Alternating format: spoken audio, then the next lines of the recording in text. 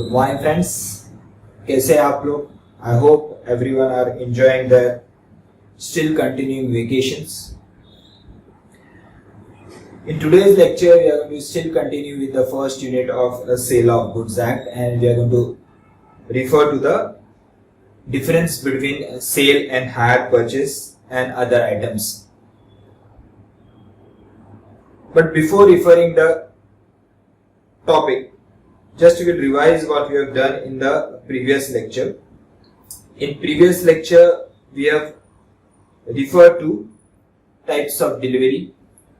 Delivery are of three types we have seen. One is an actual delivery, second one is a symbolic delivery, and third one is a constructive delivery. Actual delivery, transfer of physical position of the goods, physical goods from seller to buyer जब आप किसी को देते हो तो that is called as actual delivery.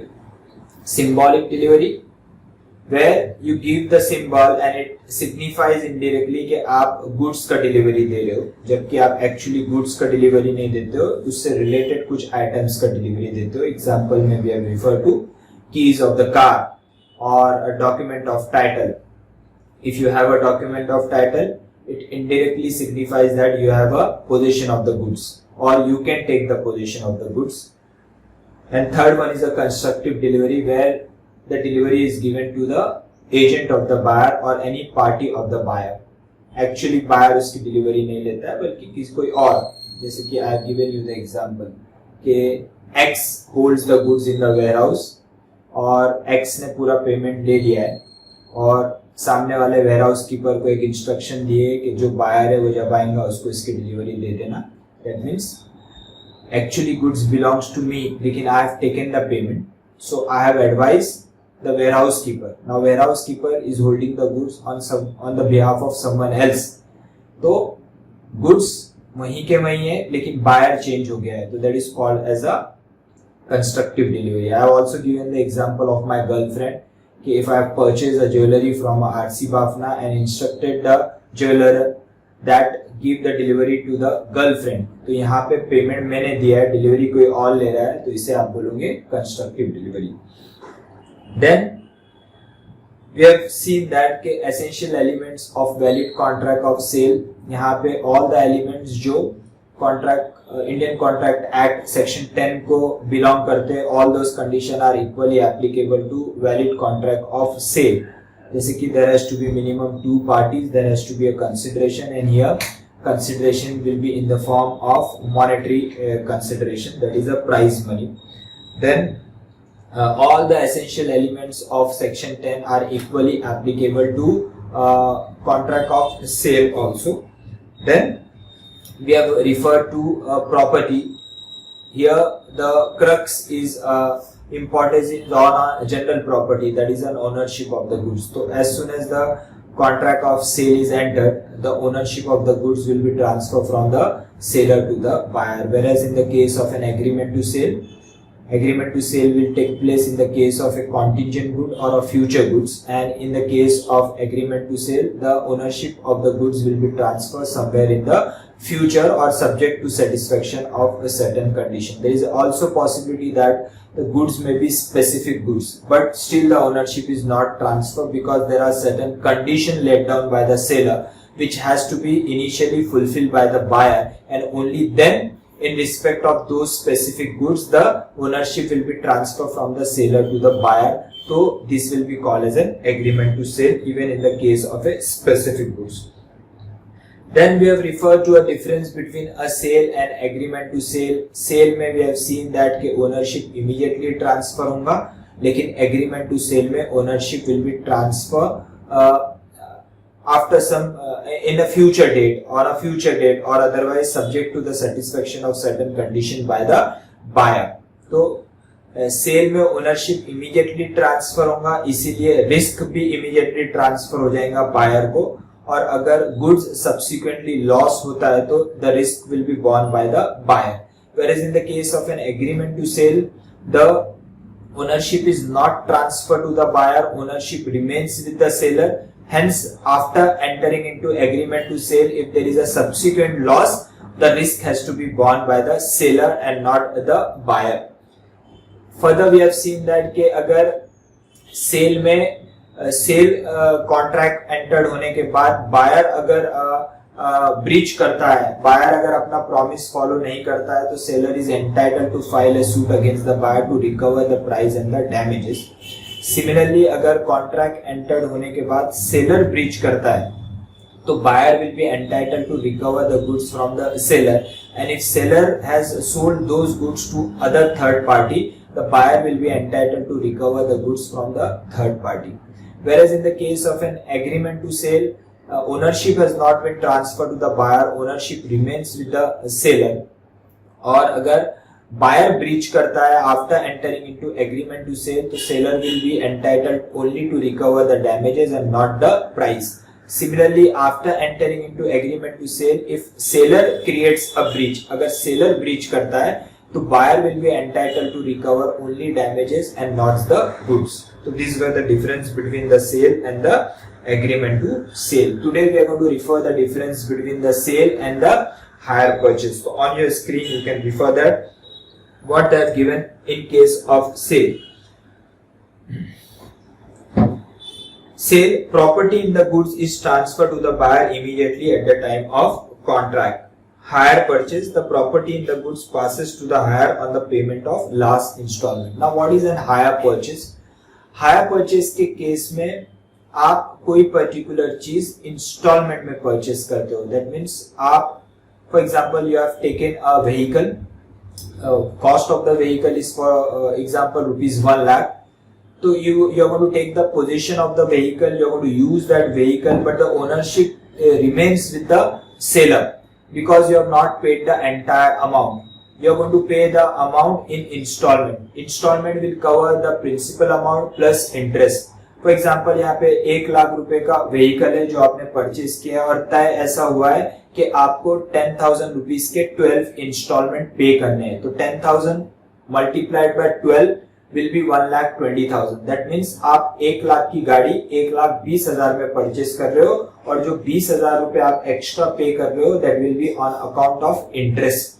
So every month you are going to pay 10,000 and you are going to pay this 10,000 for 12 months, and after payment of last installment the ownership will be transferred from the seller to the buyer. So this is called as an hire purchase. तो cell और hire purchase में basic difference क्या है कि cell के अंदर ownership immediately transfer होंगी, लेकिन हायर परचेज के केस में ओनरशिप ट्रांसफर कब होंगी? जब पूरा payment buyer that is hire purchaser hire seller को दे देता है. वो कब देगा? टोटल इंस्टॉलमेंट, जब टोटल इंस्टॉलमेंट रीपे हो जाएंगे, only then the ownership will be transfer from the hire seller to the hire purchaser. तो this is the basic difference between the sale and the hire purchase. तो on your screen what it says, hire purchase के case में the property in the goods passes to the hirer here hire purchaser, hirer upon the payment of the last installment. जब hire purchaser आखिरी installment pay करेगा, जैसे अपने example में 10,000 रुपए के 12 इंस्टॉलमेंट पे करने हैं, तो जब लास्ट इंस्टॉलमेंट पे करेगा on that particular date the ownership will be transfer from the seller to the buyer hirer. Second difference is the position of the buyer is that buyer is the owner of the goods. The position of the buyer in the case of sale is an owner. Why? Because sale के case में ownership immediately transfer होगी. तो पहले seller owner था. As soon as he is going, buyer makes the payment to the seller, ownership will be transferred from the seller to the buyer. Whereas in the case of hire purchase, the position of the hirer, that is hire purchaser, is that of bailey till he pays the last installment. This is very important. Higher purchase के case में जो हायरर रहेगा, higher purchaser रहेगा, वो owner नहीं है, क्योंकि वो ओनर कब बनेगा? जब वो लास्ट इंस्टॉलमेंट पे करेगा. Till then he has the position of the goods. Though he has the position of the goods, but still he is not the owner. He will become the owner only on the payment of the last installment. तो उसका duty is of a बेली. मैंने आपको ये पहले भी बता चुका हूं कि देयर इज अ बिलमेंट. बिलमेंट के केस में there are two parties. One is a bailor और one is a bailee. Bailor is the owner of the goods or bailee who takes the possession of the goods from the bailor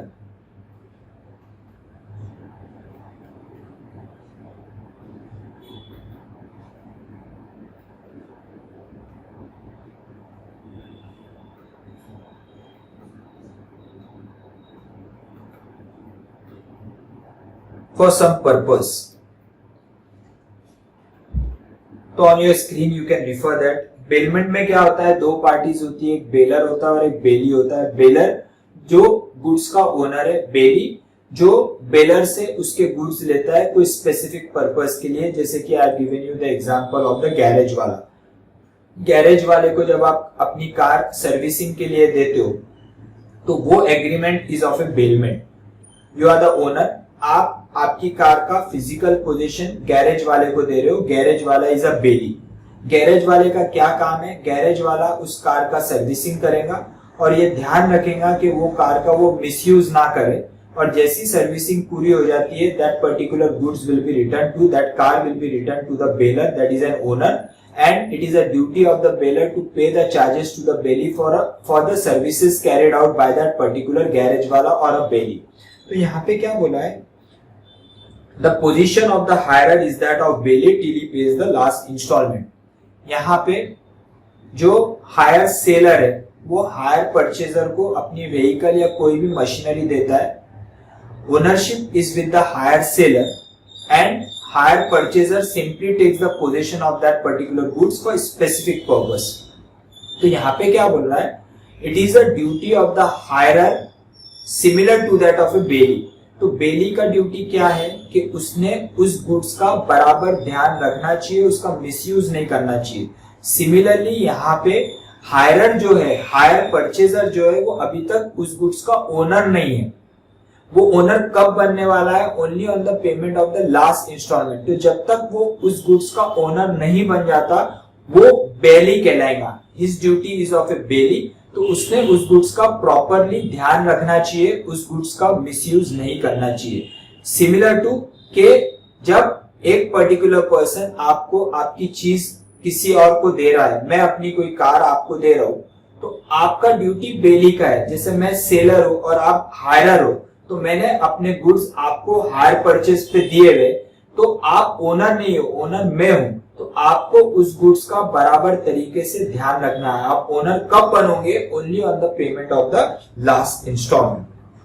third क्या बोल रहा है, the buyer can not terminate the contract and is bound to pay the price of the goods. In the case of a sale, as soon as the contract of sale is entered into, it is a duty of the buyer to take the goods and pay the price.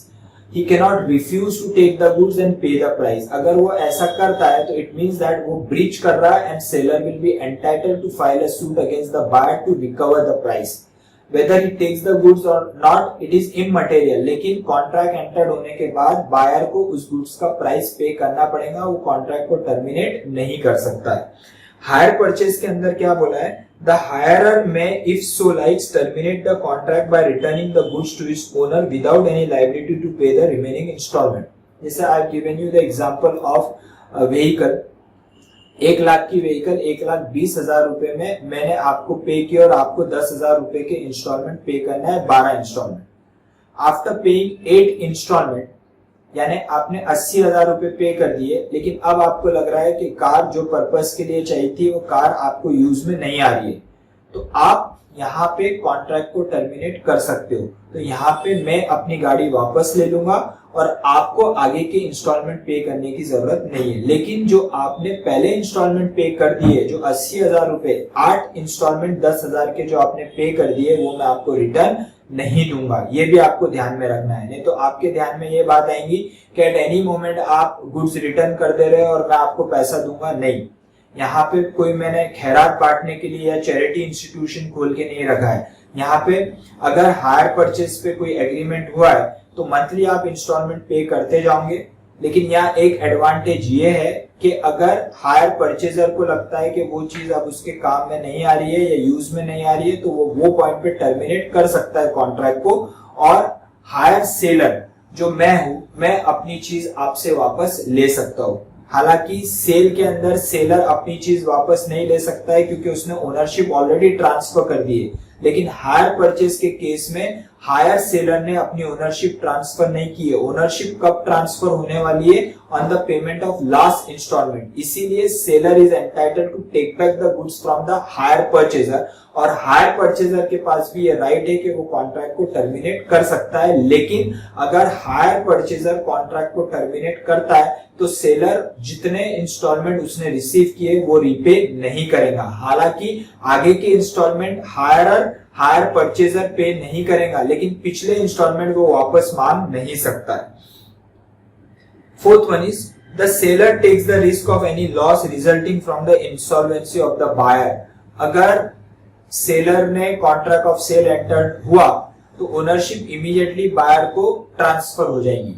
और suppose if it is a credit sale, suppose 1 lakh की कोई चीज मैंने आपको credit पे बेची and decide ऐसा हुआ है कि आप आफ्टर 2 मंथ्स पेमेंट दोगे, लेकिन सब्सिक्वेंटली क्या हो रहा है कि 2 महीने बाद मुझे पता चला कि आप इंस्टॉलमेंट हो गए, तो here I am not entitled to force you to pay the entire force you to give me the goods which I have given to you, because वो गुड्स का ओनरशिप मैं ऑलरेडी ट्रांसफर कर चुका हूं। इस केस में क्या होगा, अगर बायर इंस्टॉलमेंट हो गया तो उसके ब्याह पे कोर्ट एक ऑफिशियल असाइनी अपॉइंट करेगा और ऑफिशियल असाइनी डिसाइड करेगा कि जो गुड्स मैंने आपको क्रेडिट पे दिए थे उसका कितना पैसा मुझे मिलना चाहिए। हो सकता है पूरा ना मिले या कुछ भी नहीं मिले, लेकिन यानी इसका मीनिंग क्या है कि सेलर एक रिस्क ले रहा है बायर के इंसॉल्वेंसी की। अगर बायर इंसॉल्वेंट हो जाता है तो सेलर अपने गुड्स वापस नहीं ले सकता है। लेकिन हायर परचेज में क्या बोला है, the owner take no such risk for if the hirer that is hire purchaser fails to pay an installment, the owner has a right to take back the goods. Hire purchase के अंदर ownership still remains with the seller, ownership is not transfer to the hire purchaser. Hence अगर hire purchaser installment pay नहीं करता है तो seller at any moment अपने goods वापस ले सकता है। जैसे कि I have given you the car and you are bound to pay the installment of ₹10,000 for 12 months. 3 installment देने के बाद आप आगे के इंस्टॉलमेंट पे नहीं कर रहे हो, तो हियर मेरे पास ये राइट्स है, क्योंकि ओनरशिप मेरे पास है, मैं अपने गुड्स वापस ले सकता हूं और आप मेरे खिलाफ कुछ केस फाइल नहीं कर सकते क्योंकि आप इंस्टॉलमेंट पे नहीं कर रहे। लेकिन सेल के केस में मैं गुड्स वापस नहीं ले सकता हूं क्योंकि आप उसके ओनर बन चुके हो, क्योंकि कॉन्ट्रैक्ट ऑफ सेल में ओनरशिप इमीडिएटली ट्रांसफर हो जाती है बायर को। Next is the buyer can resale the goods obviously, क्योंकि ओनरशिप मैंने in the case of a sale the seller ownership immediately buyer को दे देता है, तो बायर उसका ओनर है, वो गुड्स को आगे बेच सकता है। लेकिन हायर परचेज के केस में hirer can not resell the goods till the last installment. Hire purchase के केस में हायर परचेजर ओनर नहीं है, क्योंकि वो ओनर कब बनने वाला है, only on the payment of the last instalment. तो जब तक पूरे इंस्टॉलमेंट पे नहीं हो जाते वो ओनर नहीं है, इसीलिए वो गुड्स को सब्सिक्वेंटली थर्ड पार्टी को सेल नहीं कर सकता है। वो अगर ऐसा करता है तो इट इज फ्रॉड, वो नहीं कर पाएगा जब तक वो पूरे इंस्टॉलमेंट पे नहीं कर देता है। पूरे इंस्टॉलमेंट पे करेगा, वो ओनर बनेगा और ओनरशिप आने के बाद वो आगे गुड्स को बेच सकता है, लेकिन उसके पहले वो ऐसा नहीं कर सकता। Tax is levied at the time of contract. In the case of sale tax यानी यहाँ पे goods and service tax GST की बात कर रहे हैं, तो GST will be immediately levied. Why immediately levied? क्योंकि ओनरशिप आप ट्रांसफर कर रहे हो, डॉक्यूमेंट ऑफ टाइटल इनवॉइस बनाएंगे, इनवॉइस के अंदर value of the goods plus taxes, that is CGST and HGST, that is Central Goods and Service Tax and State Goods and Service Tax will be immediately levied and will sell to the buyer. तो tax immediately levy होगा। लेकिन hire purchase के case में tax is not leviable until it eventually repents into sale. Repents यानी arises into sale. ये sale कब turn होगा? Only on the payment of last installment. इसीलिए टैक्स कब लेवी होगा? ओनली ऑन द जब ओनरशिप ट्रांसफर होगी, जब टैक्स लेवी होगा, इनिशियली टैक्स लेवी नहीं होगा। तो this were the basic difference between the sale and hire purchase. Then comes sale and bailment. अभी थोड़ी देर पहले ही मैंने आपको बताया कि बेलमेंट होता क्या है। बेलमेंट क्या होता है कि 2 पार्टीज होती है, एक होता है बेलर और एक होता है बेली। बेलमेंट दो प्रकार के होते हैं, एक होता है ग्रेचुटस बेलमेंट, एक होता है नॉन ग्रेचुटस बेलमेंट। तो यहाँ पे अपन नॉन ग्रेचुटस बेलमेंट की बात करेंगे, क्योंकि नॉन ग्रेचुटस बेलमेंट में कंसिडरेशन इन्वॉल्व है और ग्रेचुटस बेलमेंट में कंसिडरेशन इन्वॉल्व नहीं है। तो बेलमेंट क्या होता है कि यहाँ पे एक पार्टी जो बेलर होता है वो दूसरी पार्टी जो बेली होती है उसको अपनी कोई पर्टिकुलर चीज यूज करने के लिए देता है, और जैसी वो यूज खत्म हो जाता है, bailee is bound to return the goods to the bailor and bailor is bound to pay the price for services provided by the bailee to for the services provided by the bailey, consideration will be paid by the bailor. जैसे कि I have given you the example of a car servicing कराने जब आप देते हो तो baler उस car का पोजीशन बेली को देता है, बेली उस कार पे सर्विसिंग करता है और कार बेलर को रिटर्न दे देता है। तो यहाँ पे सिर्फ कार का फिजिकल पोजीशन बेलर से बेली को जाता है, ओनरशिप ट्रांसफर नहीं होती है। तो this is all kind of a bailment. ये हो गया नॉन ग्रेचुटस बेलमेंट, जो जहां पे कंसिडरेशन इन्वॉल्व है और कंसिडरेशन एक पार्टी से दूसरे पार्टी को जा रहा है। कंसिडरेशन किस तरीके से कि बेलर के लिए बेली सर्विसिंग प्रोवाइड कर रहा है और उसके बदले में बेलर बेली को कंसिडरेशन पैसा दे रहा है। तो यहाँ पे consideration from both the side है। लेकिन ग्रेचुटस बेलमेंट का मीनिंग क्या है, जहां पे कंसिडरेशन इन्वॉल्व नहीं है। जैसे कि मैंने आपको अपनी बुक रीड करने के लिए दिया है, you are my friend and I have given you my book, वो बुक का आई एम द ओनर, उसका बुक का फिजिकल पोजीशन मैं आपको दे रहा हूँ, वो आप बुक रीड कर रहे हो, नॉवेल रीड कर रहे हो और after reading you are returning the book to me, और इसके लिए मैं आपसे कोई चार्जेस नहीं ले रहा हूँ। तो इसे बोलेंगे आप ग्रेचुटस बेलमेंट। तो ऐसे दो टाइप के बेलमेंट होते हैं। अब यहाँ पे क्या बोल रहा है, sale again the same thing are repeated again and again because we are making a difference of sale with the other things. Sale में क्या बोला है फिर से, the property in the goods is transfer from the seller to the buyer. Property मैंने बोला कि जब भी property wordings आएगा, property का meaning यहाँ पे ये ownership. In the case of a sale, ownership will be transfer from the seller to the buyer. लेकिन बेलमेंट में there is only transfer of possession of the goods from bailor to the bailee for any of the reason like safe custody, carriage etcetera. Safe custody आप ये बात कर सकते हो bank के lockers, bank के लॉकर्स में आप आपका गोल्ड रखते हो तो बैंक वाला आपको ये सिक्योरिटी प्रोवाइड कर रहा है, वो लॉकर्स की सर्विसेज प्रोवाइड कर रहा है। तो यहाँ पे आपने आपके गोल्ड बैंक के लॉकर में रखे तो बैंक वाला is a bailee and you are the owner, you are a bailor. Bank वाला आपको ये सर्विसेज के लिए लॉकर रेंट चार्ज करेगा, यानी पैसा चार्ज करेगा। This is a non gratuitous bailment. लेकिन यहाँ पे क्या हो रहा है कि सिर्फ physical position of the gold is transfer from the bailor to the bank वाला, यानी ओनर टू द बैंक वाला इज अ बेली। बैंक वाला will not become the owner of that gold, वो सिर्फ आपको बैंक लॉकर की services provide कर रहा है। तो that is a safe custody. Carriage, transporter को आप आपके गुड्स देते हो ट्रांसपोर्ट सर्विसेज लेने के लिए, तो आपने ट्रांसपोर्टर को physical position of the goods दिया, ओनरशिप नहीं दी है। तो this is what is a bailment. The return of goods in a contract of sale is not possible in the case of a sale. आप ownership transfer करते हो सामने वाले का, वो गुड्स का ओनर हो जाता है, फिर आप गुड्स वापस नहीं ले सकते हो, ना ही वो गुड्स आपको दे सकता है, उसको उसका पैसा देना है, ना कि गुड्स। लेकिन यहाँ पे बेलमेंट में क्या होता है, the bailee must return the goods to the bailor on the accomplishment of the purpose for which the bailment was made. Accomplishment of the purpose, as soon as the purpose is over, the goods should be returned by the bailey to the bearer. जैसे कि मैंने car का example दिया, car की servicing पूरी हो गई, garage वाले को वो कार बेलर को रिटर्न देना पड़ेगा। वो ऐसा नहीं बोल सकता है कि मैं गाड़ी नहीं दूंगा, उसको देना पड़ेगा, क्योंकि एक स्पेसिफिक पर्पस के लिए दी गई थी गाड़ी और वो पर्पस जैसी कंप्लीट हो गया, उसे वो गाड़ी बेलर को रिटर्न देना है और बेलर का यहाँ ड्यूटी है कि वो सर्विसेज के उसको पेमेंट बेली को दे। Next is the consideration is the price in terms of money. यहाँ पे सेल के केस में always there will be a consideration involve. Without price money, without a consideration there can not be a sale. We have already seen कि price PRIC, यहाँ बात कर रहे हो मॉनेटरी कंसिडरेशन।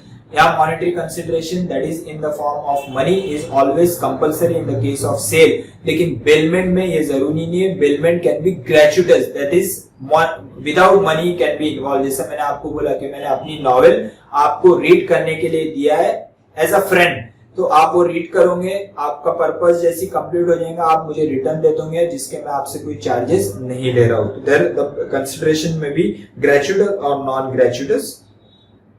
उसके बाद आता है barter and exchange. I hope you are aware with the barter system, जो अपने ग्रैंड टू ग्रैंड फादर्स के जनरेशन में ये था। देयर वाज मनी कंसिडरेशन नहीं था, तो बार्टर सिस्टम था। एक चीज के बदले में दूसरे चीज आप एक्सचेंज करते थे। एक जन गेहूं देता था, दूसरा जन उसके बदले में चावल देता था, या एक जन गेहूं देता था, उसके बदले में दूसरा उसको डॉक्टर की सर्विसेज प्रोवाइड करता था। तो this were all the cases under barter system. So what it says, where the goods are transferred for goods, the transaction is one of barter and not sale. That is, wheat is given in exchange of rice. And what is an exchange? When money is exchanged for money, the transaction is one of exchange and not sale. That is, 100 rupee note is exchanged for 2 notes of rupees 50.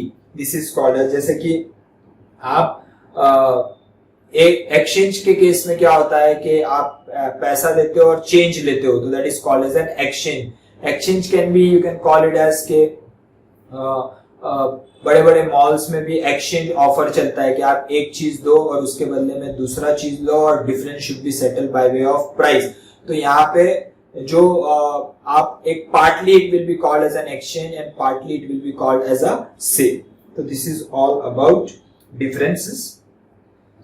उसके बाद the topic of study is sale and contract for work and labour. Sale is purely a sale will be called as a sale where it involves the transfer of goods from one party to another, and the definition of the goods is it includes all the movable goods except immovable goods, money and actionable claims. So this is what a subject matter in the case of sale. Subject matter in the case of sale is always a movable goods. Whereas in the case of a contract for work and labor, contract for work and labor is purely a service contract, जहाँ पे एक particular person अपने services provide करता है second party को। तो what it says, the contract of sale has to be distinguished from contract of for work and labor. The contract of sale contemplates the delivery of goods, whereas in the case of a contract for sale and labor and or material, the contract is for the exercise of skills, labour and the delivery of goods is only a subsidiary. जैसे कि अगर आपने किसी को building बनाने का काम दिया है, तो आप उसके सर्विसेज यूज करेंगे, आप उसका टैलेंट यूज करेंगे, उस बिल्डर का, उस कॉन्ट्रैक्टर का। तो यहाँ पे contractor, builder, architect, they are providing you a services, so that those services will be called as a contract for work and labor. Example, G commissioned R an artist to paint a portrait and supplied the canvas and the paint. यहाँ पे G commissioned R यानी G has appointed R is a painter, R is an artist, और G ने R को appoint किया है paint करने के लिए, यानी उसको एक कैनवास पे एक फोटोग्राफ बनाना है। तो यहाँ पे G जो काम R को दे रहा है, he has supplied the canvas and the paint. तो सपोज मैंने you are an artist और मैंने आपको कैनवस एंड पेंट प्रोवाइड किया और आपको बोला है कि इस कैनवस पे ये पेंट यूज करके आप मेरा फोटो इस पर्टिकुलर कैनवस पे निकालिए। तो ये particular I am using the services of that particular artist, तो this will be called as a contract for work and labour. Another example is where gold is supplied to the goldsmith for the preparing of an ornament held. It is a contract for work and labor and not for sale of goods. It is not for sale. बराबर? तो this is a difference between the contract for sale and contract for work and labor. Then next topic of study under the first unit is formation and modes of contract of sale. Sale में किस प्रकार के modes हो सकते हैं, किस तरीके के ट्रांजैक्शंस हो सकते हैं, वो ये पर्टिकुलर टॉपिक में we are going to read what they have given. The contract of sale is made by an offer to buy or sell by one person and the acceptance of such offer by another person and it may be made in any one of the following modes. तो यहाँ पे किस तरीके cell में क्या क्या चीजें हो सकती है, वो ये टॉपिक सेक्शन 5(1) में बताया गया है। One by one we are going to read this.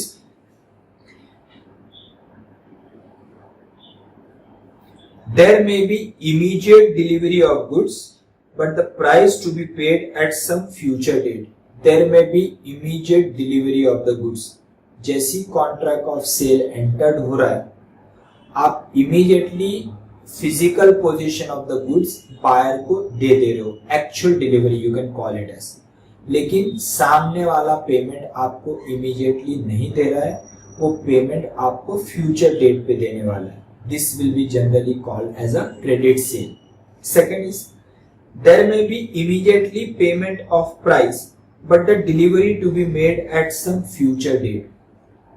सामने वाले बायर ने आपको कैश इमीडिएटली दे दिया, आपने उस बायर के नाम पे इनवॉइस बना दिया and you have transfer the ownership of that particular goods to the buyer.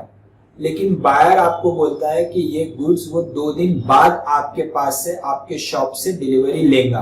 तो यहाँ पे आपने गुड्स की डिलीवरी नहीं दी, लेकिन आप पेमेंट ले चुके हो और उसको ओनरशिप ट्रांसफर कर चुके हो, लेकिन आपने physical position of the goods buyer को नहीं दिया। ये भी सेल ही माना जाएगा। There may be immediate payment of price and immediate delivery of goods. This is cash sale. You have taken the goods, you have given the delivery. Previous is also a cash sale, but you have not transferred the delivery of the goods. Here in this case, पैसा ले लिया, माल दे दिया. This is called as sale. You have taken the goods, जैसे कि generally over the counter होता है। जब आप कोई रिटेल शॉप पे जाते हो, आप डी मार्ट में जाते हो, आप माल लेते हो, you give the money, you have taken the delivery of the goods immediately, you have made the payment immediately. आप उसे ऐसा नहीं बोलते हो कि मैं गुड्स यूज करूंगा और फिर पैसा दूंगा। It's not like that. Payment देके माल ले रहे हो, तो दैट दोनों भी चीजें साइमल्टेनियस हो रहा है। Fourth is the price and delivery of the goods may be postponed. आपने इनवॉइस बना दिया, आपने ओनरशिप दे दी, लेकिन सामने वाला आपको बोल रहा है कि पेमेंट 10 दिन बाद देगा, और आप बोलते हो कि वो गोडाउन में माल अभी है, तो आप 2 या 3 दिन बाद आओ, मैं उसकी डिलीवरी भी आपको 3 दिन बाद दूंगा। ओनरशिप मैं दे चुका हूं, अब मैं वो गुड्स किसी और को दे नहीं सकता हूँ। गुड्स का पोजीशन मेरे पास है, लेकिन मैंने आपको डिलीवरी नहीं दी क्योंकि first there is some reason. वो गुड्स मेरे गोडाउन में है या फिर गोडाउन में पीछे दबे हुए, इसलिए वो आज मैं आपको उसकी डिलीवरी नहीं दे सकता हूँ, तो मैं डिलीवरी क्या कर रहा हूँ, पोस्टपोन कर रहा हूँ। उसी तरह आप पेमेंट मुझे 10 दिन बाद देने वाले हो, तो आपने पेमेंट भी पोस्टपोन किया है, लेकिन मैंने इनवॉइस बना दिया और ओनरशिप आपको दे दिया है, यानी सेल एंटर्ड हो गया है, लेकिन डिलीवरी और पेमेंट अभी नहीं हुआ है।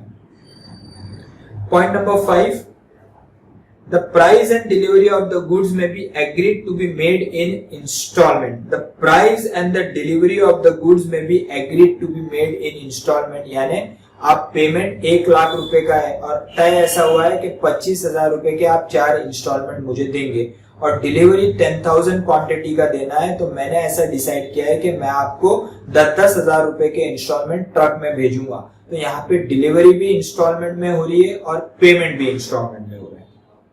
Further what it says, it may be noted that no particular form is necessary for making the contract of sale. Specific format नहीं है कि सेल इसी तरीका का होना चाहिए। ये जितने भी पॉइंट्स वी हैव रेड, वो कोई भी पॉइंट्स कवर हो सकता है आपके कॉन्ट्रैक्ट ऑफ सेल के अंदर। It may be in any form. The contract of sale may be made in writing, orally, that is word of mouth, partly in writing, partly by word of mouth, that is partly in writing and partly orally, or may be implied by the conduct of the parties. Conduct of the parties के through भी cell entered हो सकता है। मैंने order दिया phone पे, आपने direct माल supply कर दिया, तो आपने हाँ या ना कुछ बोला नहीं, मैंने फोन किया, आपने रख दिया, आपने माल सप्लाई कर दिया, तो that sale is by conduct of the parties. However, if any particular mode is prescribed by any law, then the contract of sale must be made in that particular mode only. अगर law generally government contracts के अंदर होता है कि वहाँ specific format होता है, तो आपको उसी फॉर्मेट के अंदर सेल को कॉम्प्लाई करना है। यानी आप अगर वो कॉन्ट्रैक्ट ऑफ सेल एंटर्ड करते हो लेट डाउन बाय गवर्नमेंट, तो उसी फॉर्मेट में आपको पूरा करना है, नहीं तो that particular sale will be void.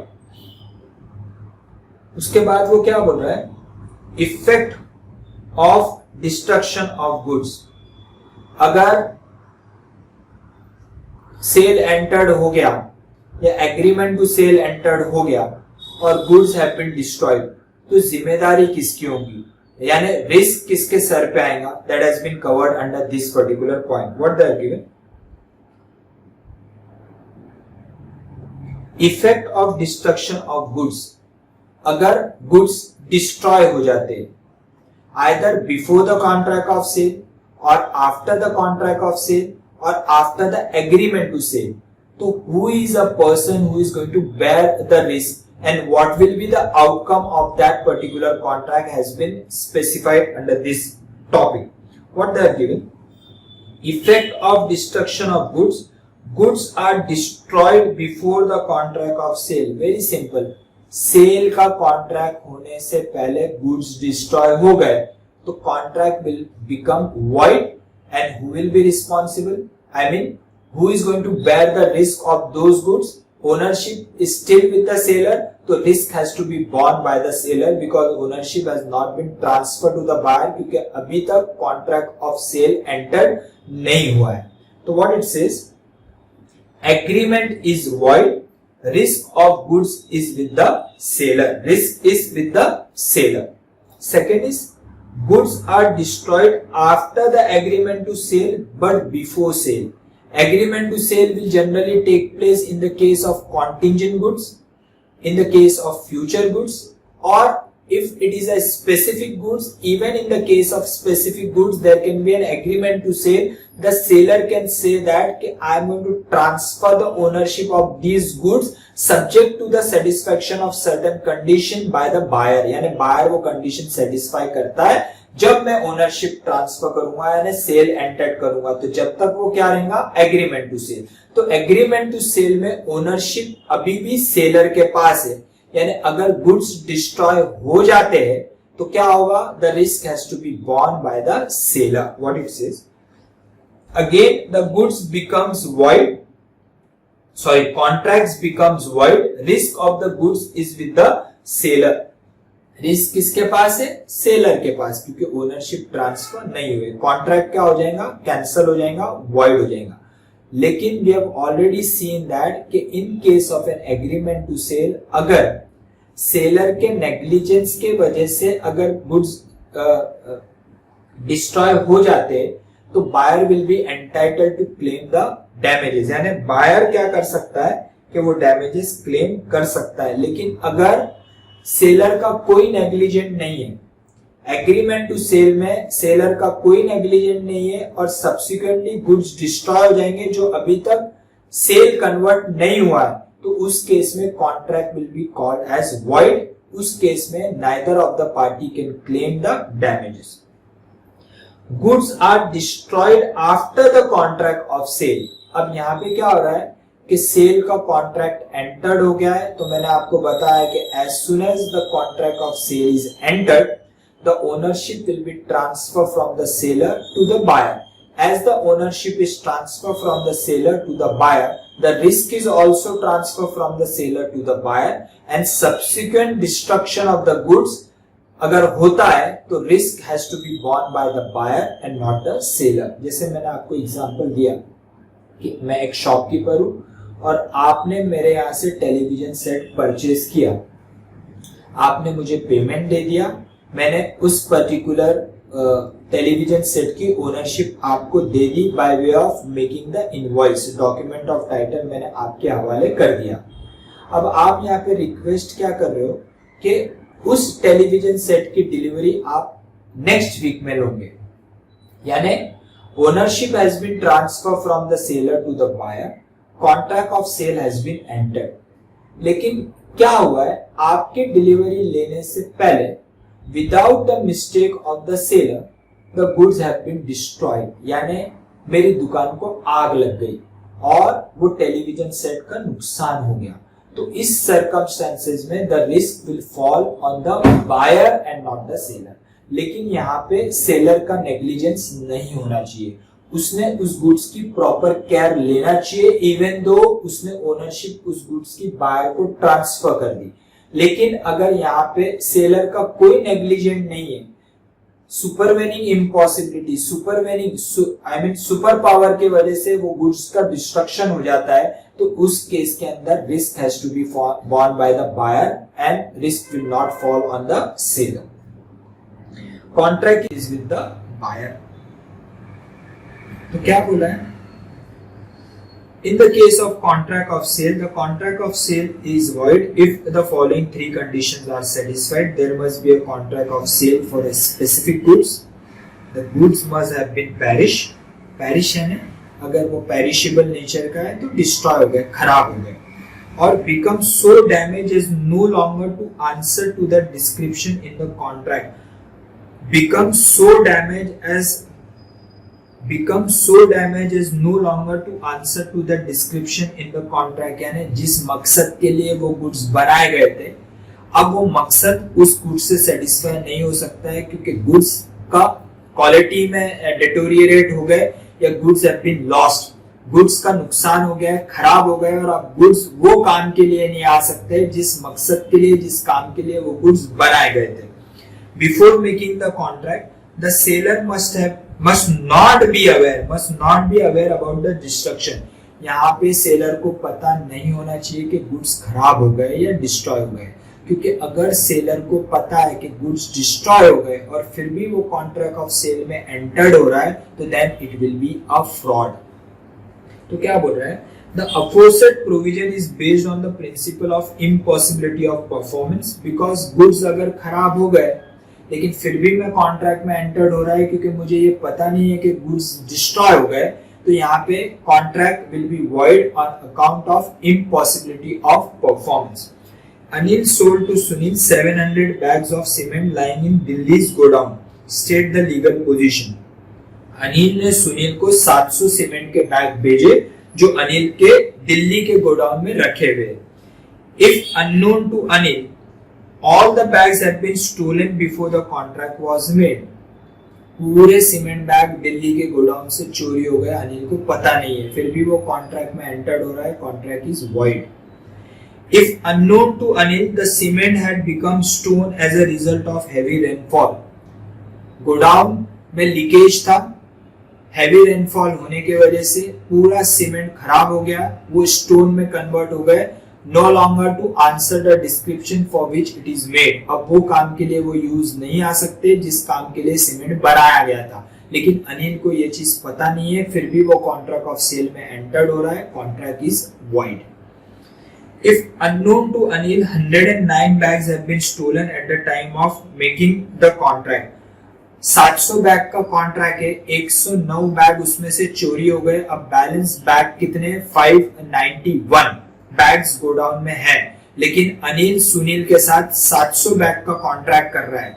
अब यहाँ पे 109 बैग्स ऑलरेडी चोरी हो गए जो अनिल को पता नहीं है, तो क्या अनिल सुनील को फोर्स कर सकता है 591 बैग्स लेने के लिए? आंसर इज नो, क्योंकि 700 बैग का कॉन्ट्रैक्ट हुआ है, पूरे 700 बैग अनिल को देने हैं सुनील को, तो कॉन्ट्रैक्ट यहाँ पे हो जाएगा void. Unless and until Sunil is ready to accept 591 bags, then the contract of sale will be for 591 bags. Initial contract of 700 bags will be either cancelled or will be either altered. So this is all about destruction of goods. Then the topic of study is in the case of agreement to sale.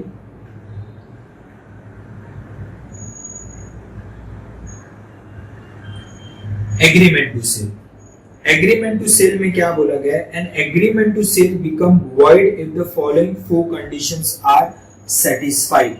पहले we have referred to a contract of sale for specific goods. अगर goods का destruction हो जाता है तो क्या होगा? अब क्या बोल रहा है? एग्रीमेंट टू सेल में क्या होगा? There must be an agreement to sell a specific good. I told you that generally agreement to sell is in respect of a future goods and contingent goods. लेकिन there can also be an agreement to sell for the specific goods. ये कब हो सकता है कि goods ready है, लेकिन seller buyer को कुछ कंडीशंस देता है कि पहले आप ये कंडीशन सेटिस्फाई करो, and only then I am going to transfer the ownership in respect of these specific goods to you. So this will be called as an agreement to sell in respect of specific goods. तो there must be an agreement to sell for a specific goods. The goods must have been perished or become so damaged as no longer to answer to the description in the agreement. Goods ready है लेकिन agreement to sell है, लेकिन क्या हुआ है कि goods या तो destroy हो गए या खराब हो गए, डैमेज हो गए और अब वो मकसद के लिए वो यूज नहीं आ सकते. In the case of agreement to sale the risk must not have been pass to the buyer. Obviously risk buyer को पास नहीं हुई है. क्यों नहीं हुई है? क्योंकि ये अभी भी एग्रीमेंट टू सेल है and the risk is with the seller and not the buyer. That is the goods must have been perish before the agreement to sale become sale. Sale में कन्वर्ट होने के पहले the goods have been destroyed. तो क्या होगा?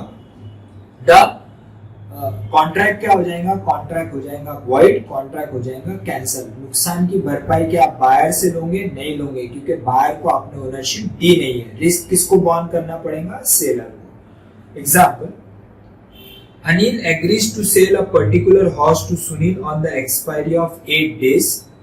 The horse was delivered on trial for 8 days. However, the horse died on 3rd day without any fault of either the seller or the buyer. This agreement becomes void and Anil could not recover the price from Sunil. Anil ने सुनील को एक घोड़ा दिया है, लेकिन तय ऐसा हुआ है कि 8 दिन बाद ओनरशिप ट्रांसफर होगी, लेकिन इन द मीनवाइल वो घोड़ा मर गया without any fault of the Anil और सुनील. तो दिस केस में the contract will called as a void. So this is all about destruction of the goods in the case of sale and agreement to sale. Next is subject matter of the contract of sale. Subject matter of the contract of sale will always be a goods. Contract of sale जहाँ पे भी अगर cell का नाम आता है तो वहाँ पे goods से related रहेगा, वहाँ पे सर्विस से related नहीं रहेगा, क्योंकि यहाँ पे बोला गया है कि subject matter of sale will always be a goods. What it says? Goods कितने टाइप के? एग्जिस्टिंग और फ्यूचर गुड, और can be a contingent goods. बराबर, contingent goods is also a part of future goods only. The goods which form the subject matter of the contract of sale may be either existing goods owned or possessed by the seller or the future goods. There may be a contract for sale of goods, the acquisition of which by the seller depends upon the contingency which may or may not happen, and such goods are called as contingent goods. तो subject matter, cell का subject matter हमेशा क्या रहेगा? Goods रहेंगे. Goods कितने प्रकार के रहेंगे? गुड्स एग्जिस्टिंग गुड्स हो सकते, फ्यूचर गुड्स हो सकते या कॉन्टिंजेंट गुड्स हो सकते. Example what they have given: a contract for sale of certain cloths to be manufactured by a certain mill is a valid contract. Such contract are called as contingent contract and such goods are called as a contingent goods. क्योंकि कोई और manufacture करने वाला है, वो manufacture करेगा, मेरे पास आएगा और फिर मैं आपको दूंगा. तो मैं आपको कब दे सकता हूँ? जब ये कंडीशन सेटिस्फाई होंगी. तो these goods are called as a contingent goods. Where a contract of sale whereby the contract of sale the seller purports to effect a present sale of future goods, the contract operates as an agreement to sell the goods. When you enter into any kind of a contract in respect of a future goods or a contingent good, it will not be termed as sale, but it will be termed as agreement to sale. Agreement to sale will be converted into sale only when the future goods are actually manufactured or actually brought and then delivered to the buyer. When the future goods will be converted into specific good and or existing goods, only then the ownership will be transferred from the seller to the buyer. तो future goods में you can never convert it into sale. Future goods के case में always there will be an agreement to sale. Future goods जब तैयार हो जाएंगे, future goods जब existing goods बन जाएंगे, only then the ownership will be transferred from the seller to the buyer and it will be called as a sale. So this was all about today's lecture. I hope you have understood the various concepts, and still if you have any doubt as regards to what we have done in today's lecture, just feel free to ask me. Bye everyone.